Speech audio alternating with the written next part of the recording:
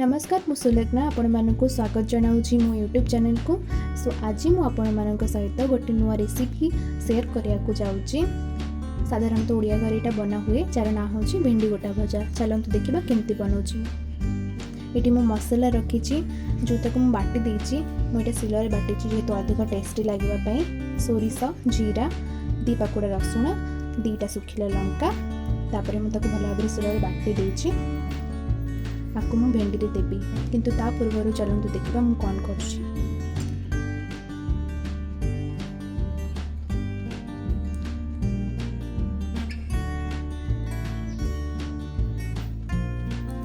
ये मु रखी भेंडी ये रखी मसला बटा जो कहली जहाँ जहाँ मुझे पकईकी बाटी शिल ये 2टा आम दरकार। तापर देखूँ भेंडी को जमी गोटा भजा भाजिला बेले जमी गोटा काटी दिखती मझिरू फाड़ करके मुझे काटी देछि मसला और भेंडी।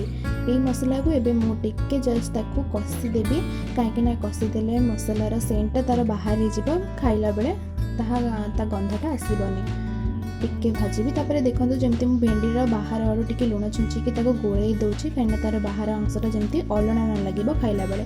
भेंडी को ये गोले देछि तापर मुझे मसला को मुझे कषि सारे तापर ठंडा हो जाए मसला तापर मुझे भेंडी हाँ मुझे कही रखी जे मसला को पानिया करी कहीं भेंडी भीतर देला बेले भेंडी भीतर बाहरी तापर ये भेंडी जमीक काटिकी रखी गोटा भजापी ता मझे मुझे देवी जमी मुझे दूसरी आपण मैंने भी सेमती ही देवे।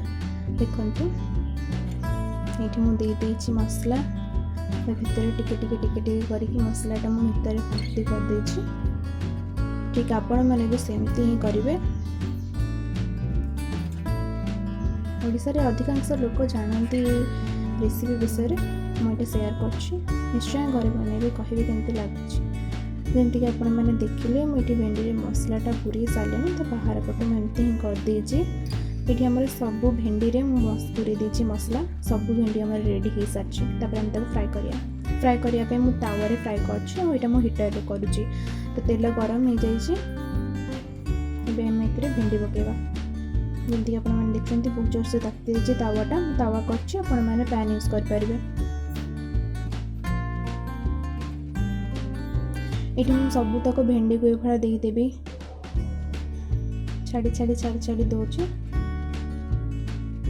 कहीं मसलाटा जब लगिज भेंडीटा भी पूरा नष्ट हो लगे सब मिक्स हो मुझे छाड़ी छाड़ी छाड़ी छाड़ी तावा ये भाया थोड़ी दूची। भेंडीटा बहुत ही सुंदर लगुच हो सारा खाइबा बेले भी बहुत टेस्टी लगे।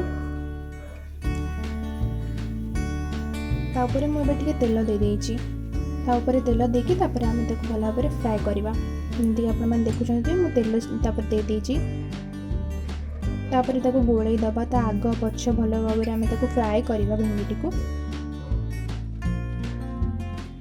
मुझे जमी गोले दूचे उल्टेबे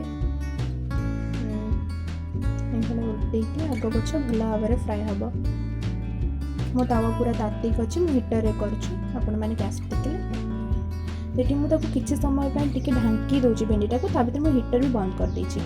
सो ये आमर हो गला भेंडी गोटा भजा किसी समय पर मुझे ओल्हे भेंडी गोटा भजा देखु बहुत ही सुंदर लगुच खाइला बेलू भी बहुत सुंदर लगे। आपण मैंने निश्चित घरे ट्राए करेंगे मत कमेंट बॉक्स में कहे केमती लगुच।